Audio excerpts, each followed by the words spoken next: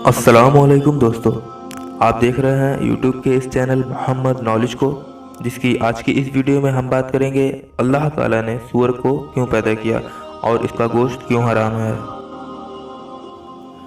दोस्तों, बहैसियत मुसलमान का ईमान है कि इस्लाम में हर बात का हुक्म बिला वजह नहीं दिया गया है, बल्कि इसके पीछे अल्लाह ताला की गहरी हिकमत पोशीदा होती है।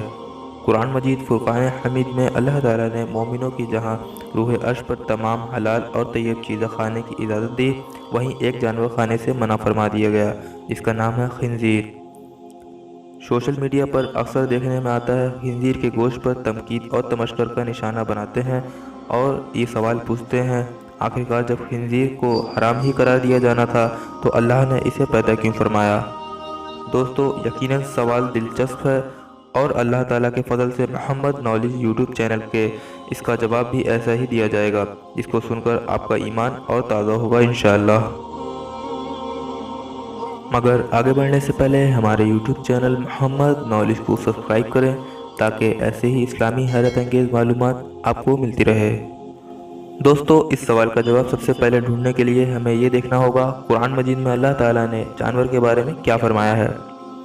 सूरह बकरा की आयत नंबर 173 में अल्लाह ताला ने इरशाद फरमाया, अगर अल्लाह की तरफ से तुम पर पाबंदी है तो वो ये है कि मुर्दार ना खाओ, खून से और सूअर के गोश्त से परहेज़ करो, और कोई ऐसी चीज़ ना खाओ जिस पर अल्लाह के सिवा किसी और का नाम लिया गया हो।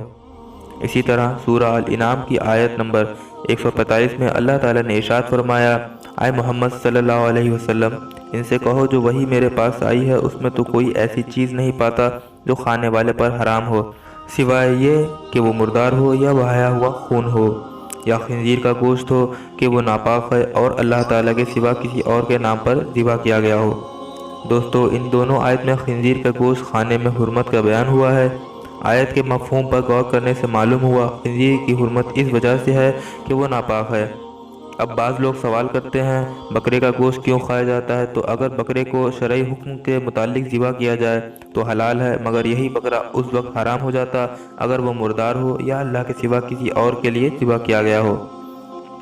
दोस्तों, अब आते हैं इस सवाल की जानिब, खिंजीर नापाक और इसका गोश्त हराम है, फिर अल्लाह ताला ने इसकी तख्लीक के पीछे क्या मकसद रखा।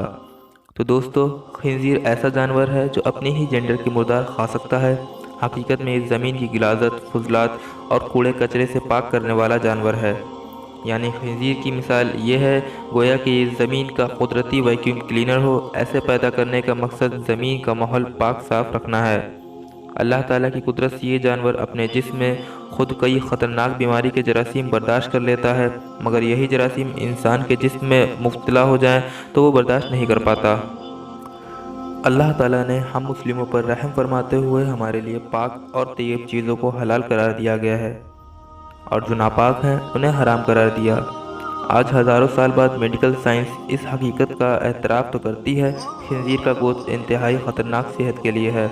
अगर साइंस ना भी बताती तो हमारे ईमान का तकाज़ा यही था कि हम अल्लाह ताला की बताई हुई बातों पर अमल करें, क्योंकि हमारे लिए यही काफ़ी था।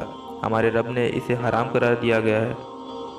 नाज़रीन, अगर आपको हमारा ये वीडियो पसंद आया हो तो वीडियो लाइक करके फेसबुक और व्हाट्सएप पर दूसरे लोगों के साथ शेयर करें। ऐसे ही वीडियो के लिए हमें सब्सक्राइब कर बेल आइकन बटन दबा मोहम्मद नॉलेज के सब्सक्राइबर बनना ना भूलें।